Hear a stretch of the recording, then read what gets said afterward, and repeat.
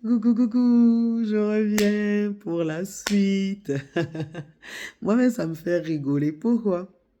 Parce que ce championnat, on peut croire que ça a été serré, mais la victoire était déjà obtenue sur la croix de Golgotha. Le 3 mars, on y va pour l'opération de ma fille. On nous avait dit on allait rester 2 jours maximum. Donc, moi, je me suis fait remplacer pour 2 jours maximum. Heureusement, j'ai des merveilleux collègues aussi. J'avais une merveilleuse collègue que vraiment, je bénis la vie du Seigneur pour elle. Elle est dans le sud maintenant. Céline, que Dieu te bénisse. Qui m'a remplacé plus qu'il ne fallait parce que on a été coincé à Grenoble. Donc revenons à l'histoire. Le 3 mars, elle rentre en salle d'opération. On doit nous appeler. 3 heures passent. Bon, comme on avait pris, il y a toujours une chambre à l'hôpital mère-enfant pour les parents. Donc, nos enfants, ils étaient restés à Martignan, là où on habite. Et je raconte mes enfants, après je vous raconterai d'autres choses.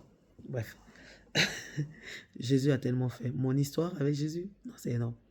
Donc, je bénis le nom de Dieu pour la vie de Wilma qui a gardé les 2 autres enfants pendant qu'on était à Grenoble.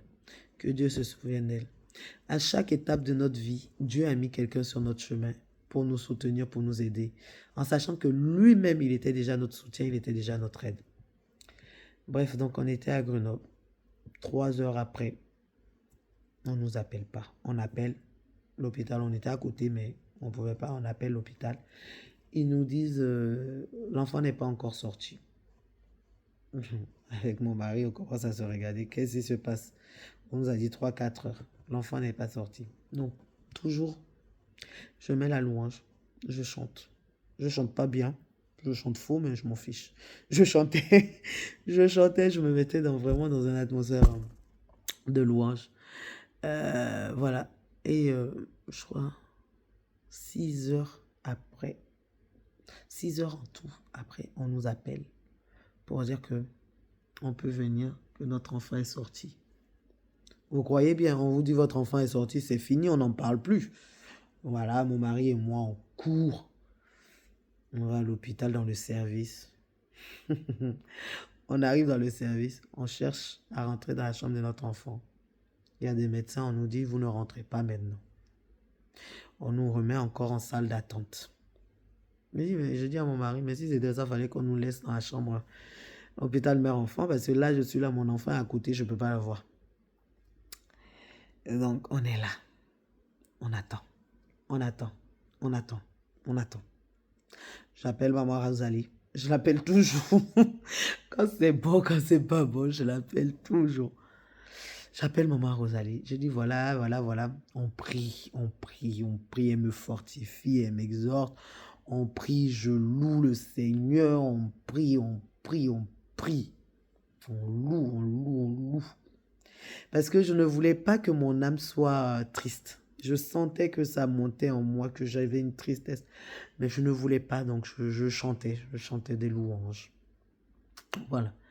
Jusqu'à, je pense qu'on a attendu bien 3/4 d'heure avant qu'on nous fasse rentrer dans la chambre. Et là, tenez-vous prêts. Tenez-vous bien prêts. Asseyez-vous. Je rentre dans la chambre. Je vois mon enfant sur le lit avec un appareil branché, intubation. Je dis, qu'est-ce qui se passe? On m'explique que pendant l'opération, avant l'opération, ils ont eu du mal à l'intuber. Donc, ça a irrité la gorge. Ça a irrité la gorge et donc, ils n'ont pas pu retirer la sonde d'intubation parce que s'ils retirent, comme c'est irrité, ça a gonflé et elle ne pourrait pas respirer.